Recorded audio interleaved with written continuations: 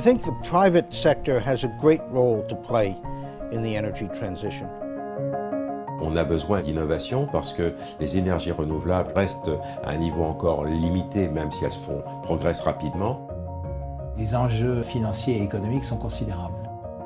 Plus on attend, et plus les effets du changement climatique sont importants, et plus ça coûtera cher.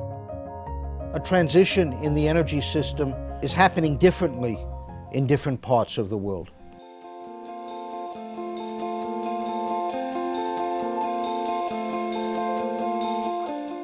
All over the world, the energy transition is underway. This emerging model will fulfill an urgent need to guarantee universal access to competitive energy, to ensure security of supply, and to reduce CO2 emissions. Although the issues are global, the energy transition is taking various forms. 5 energy experts explain this revolution.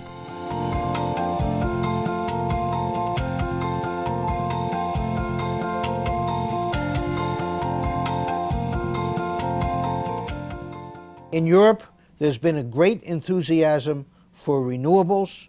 We see Spain, Germany, the UK making a big push in this direction. My own sense is that the economic implications of that in those countries have not been thought through. Quand l'Allemagne décide de sortir du nucléaire dans des délais assez rapprochés, ça a un impact évidemment, compte tenu du poids de l'Allemagne sur le marché de l'électricité, pour l'ensemble de ses voisins. Donc il y a un peu une contradiction entre l'idée d'aller vers un marché commun, une politique commune de l'énergie, et d'avoir des mix énergétiques qui sont assez divergents. On se rend bien compte qu'il y a besoin d'un minimum de coordination des politiques de mix énergétique si on veut arriver à cette transition énergétique. Les grands énergéticiens, de par leur aventure internationale, peuvent en Europe donner un certain nombre de solutions concrètes. Le local devient clé, le local est extrêmement important avec les productions décentralisées, avec la gestion d'un réseau intelligent au niveau local, et puis avec finalement tous ces consommateurs qui deviennent des acteurs et auxquels il va falloir fournir des services énergétiques collés au plus près de la demande du consommateur.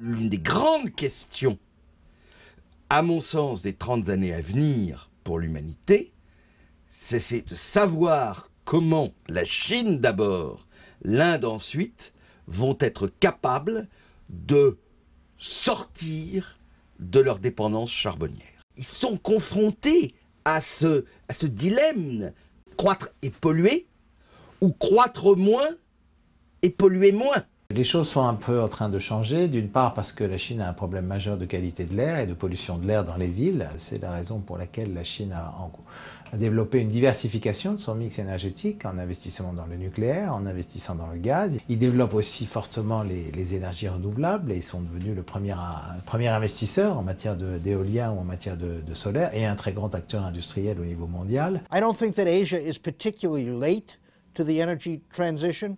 They are building large parts of their energy infrastructure now and so have the opportunity to do it right, making sure that they reduce local pollution, respect greenhouse gas emissions as much as they can.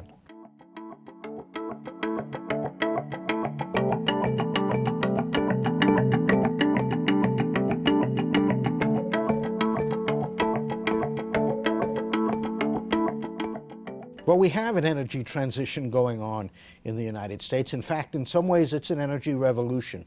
We have the unconventional hydrocarbons that are completely changing the scene for energy in the United States. Les États-Unis, c'est un pays où les émissions de CO2 ont nettement diminué depuis quelques années, tout simplement parce que l'abondance de ce fameux gaz de schiste a fait que le prix du gaz est extrêmement bas et donc le gaz a remplacé le charbon pour une bonne partie de la production électrique. Le gaz naturel, c'est à mon avis le chaînon entre le temps du pétrole et du charbon et le temps des énergies renouvelables.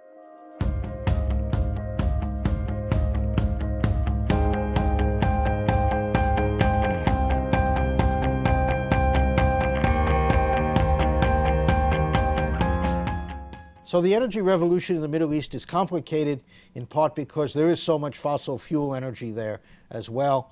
It's very difficult to induce conservation when there's so much cheap oil and natural gas around. Il va certainement y avoir une transition énergétique au Moyen-Orient. Elle est indispensable pour une raison très simple. C'est que l'Arabie Saoudite est actuellement pratiquement le premier producteur de pétrole au monde. Mais actuellement, l'Arabie Saoudite consomme déjà beaucoup de pétrole et les extrapolations sont que vers 2040, l'Arabie Saoudite devient un importateur de pétrole si rien n'est fait. Donc il est clair que l'Arabie Saoudite va développer la production certainement d'énergie renouvelable de manière justement à libérer le pétrole et le gaz pour les autres utilisations. En même temps, le réchauffement climatique, ça va se traduire par des besoins nouveaux en matière de climatisation, pour lesquels le développement des capacités de climatisation doit se faire avec des technologies qui soient plus efficaces sur le plan énergétique.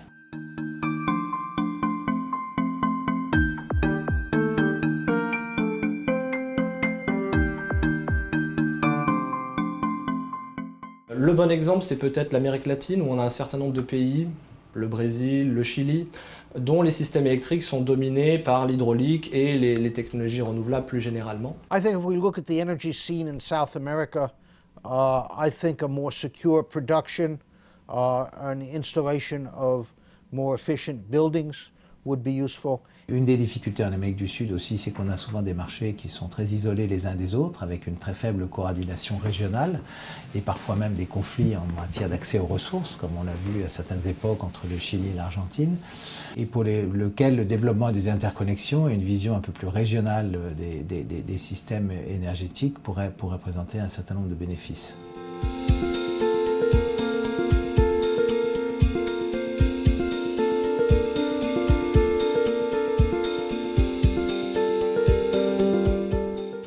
On peut se poser la question de savoir si ces pays ne vont pas finalement sauter une étape et passer directement à un mode d'organisation de leur système électrique qui est un mode décentralisé. On envisage beaucoup plus finalement une transition énergétique au niveau local, où ces pays n'auraient finalement pas forcément besoin de passer par le modèle traditionnel qui est une centrale de production centralisée qui ensuite permet d'acheminer le courant au travers de lignes de transport aux consommateurs. Mais on peut envisager beaucoup plus finalement un système de production et de consommation autogéré au niveau local.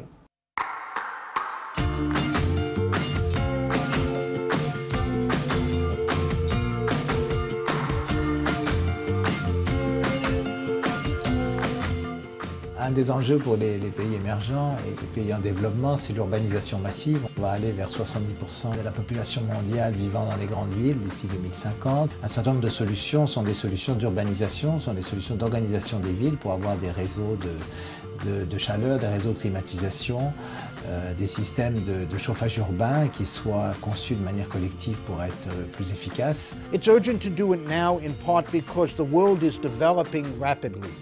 We're adding energy infrastructure at a tremendous rate in the developed world.